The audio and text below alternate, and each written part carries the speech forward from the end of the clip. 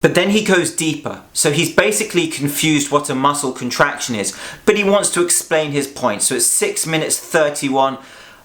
I'm wrong, I'm mistaken. This is my favorite part of his video.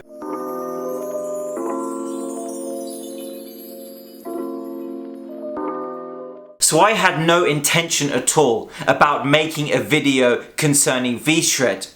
But I looked at his channel and I looked at his featured video. As a YouTuber, you can choose one video on the front of your homepage which new subscribers and new people can look at to promote your channel, to show people what you're all about. And so this video is about stopping doing planks and doing other ab exercises, and it has 2.4 million views. And when I see a video with 2.4 million views and the author does not understand what a muscle contraction is, I felt compelled to debunk the video. So here goes. So first of all, let me say that this is my opinion, and in this case it's my educated opinion because I have a good understanding of physical exercise and its application and transferability to performance. And so to sum up his video, in case you don't want to watch it, but I have linked it below, essentially he's saying that you should stop doing planks because they're a static movement, and you should do different exercises which are similar to planks but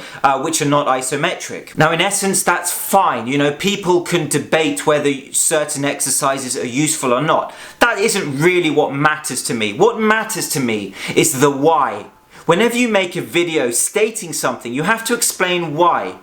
And when he explains why in this video, he is deeply incorrect in what he is saying. And these are not grey areas.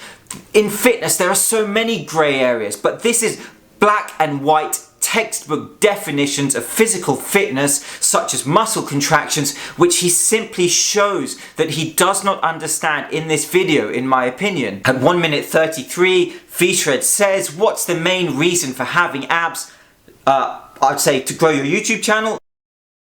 Well, no, of course it is stabilization, and he correctly says stabilization of the spine. And so his explanation of the function of the abs, he said that it's for stabilization. At 1 minute 37, this is how he explains it. Your core muscle are meant to keep your spine stabilized, basically. Do you remember at school when your teacher asked you a question and they said you cannot answer it with the same words that were in the question? For example, why is the sky blue? Well, because the sky is blue is not a valid answer. And just a little caveat into that, whenever you train people, whenever you program and you create a macro cycle, you always work backwards. So you look at the outcome, you think about the physiology, what do you want to achieve, you think of your outcomes, and then you can select exercises based on that individual person. You don't just choose exercises without understanding what they do to the human body. And so at 1 minute 54 in this video, this is where he shows that he does not understand the transfer of an exercise to its application. In this case,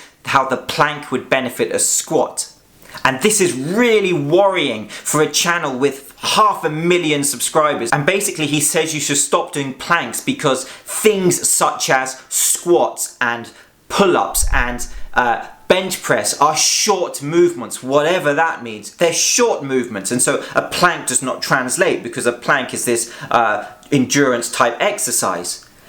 And it's just completely nonsensical. When you do a squat or a bench press, the purpose of your core is to stabilize through that movement with a resistance and at mechanically weak positions through a squat. You are stronger at certain angles of a squat and weaker at certain angles. So you are looking to train your core to remain strong through the whole lift. So that's exactly what a plank does. He's just said that your core and your abs, their function is stabilization, and then he's related it to the squat and said actually it's no point doing a plank, which is a stabilization exercise, because they're short movements. He completely misunderstands. In fact, isometric holds such as a plank have a unique benefit of recruiting large amounts of motor units. Other transferable examples of an isometric plank are, for example, rugby, forwards in a scrum who need to maintain a strong position. Powerlifters may use isometric somewhere in their training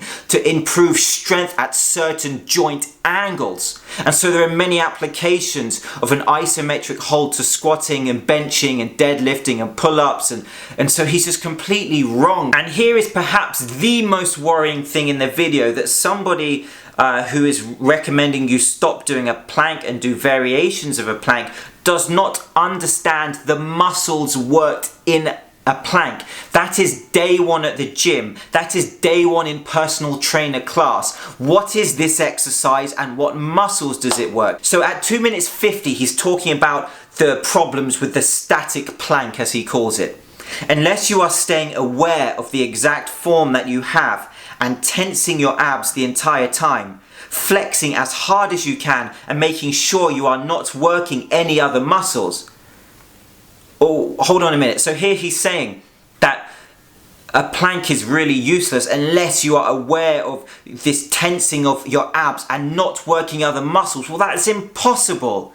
How can you do a plank and just contract the abs and not any other muscles? It's a whole body exercise in terms of the muscles that it activates. Nobody in human history has ever been able to do a plank and just tense their abs, as he says, without working other muscle groups. At this point of the video, I would say that you doing a basic Google search is better for your knowledge base than watching this video. And so it gets worse, in my opinion, as a sports scientist at 6 minutes 23, where VShred in this video does not understand what a muscle contraction is. And remember, this is someone with 450,000 subscribers. So he's referring to the plank here. Instead of just having this static exercise where you are not moving at all, where you are not actually contracting the abs over and over again. Let me say that again. To quote VShred, the plank where you are not actually contracting the abs over and over again. Well, actually, you are contracting the abs over and over again in a plank. That's exactly what you are doing. It's an isometric contraction. The clue is in the name isometric contraction. Now, this is what he does not understand, in my opinion. Just because a muscle does not change length, it can still contract. In this case, the muscles are contracting due to the maximal tension in this isometric hold. When you push against a wall, your muscles will stay the same length, but they're still contracting. In a plank, multiple muscle groups are contracting over and over again. The stimulus on your nervous system is extremely great, as I said earlier, where large amounts of motor units are activated. But then he goes deeper. So he's basically confused what a muscle contraction is, but he wants to explain his point. So it's 6 minutes 31. I'm wrong, I'm mistaken, this is my favourite part of his video. He's referring back to what he just said. So let me repeat that. He talks about the plank and says that basically where you are not actually contracting the abs over and over again at 6 minutes 31, right? Because if you are not doing that, you're gonna end up losing tension. Now, this is the opposite of the textbook definition of a plank and an isometric exercise.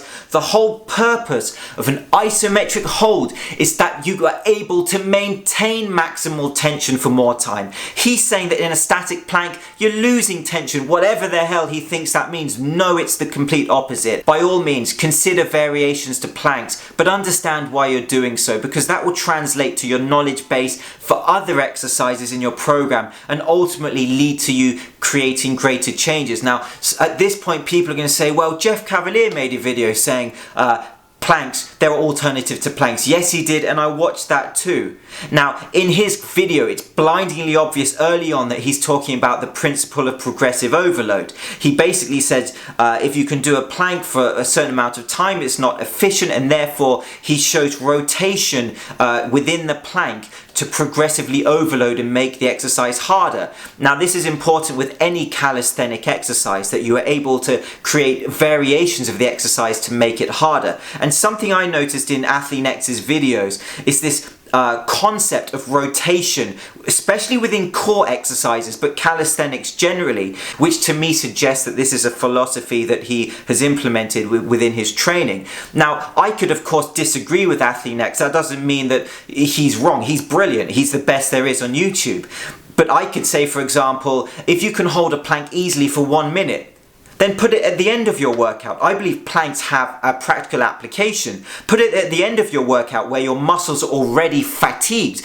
The behavior of motor units which are fatigued greatly differs to those which are not fatigued. So put it at the end of your workout, and it doesn't matter what workout, because the plank involves so many muscle groups. And when you upload to YouTube, you have to understand that people are going to watch it, and people will critique it as well as like it and share it, and that's completely fine. You understand that the minute you click that publish button. I will get a lot of hate on this video, I understand that, but I believe it had to be made. So I'm James Linker, this is Shredded Sports Science. New video this weekend about motor units and rate coding and the speed of motor neuron firing during training, and therefore the importance of heavy lifting. I'll see you soon.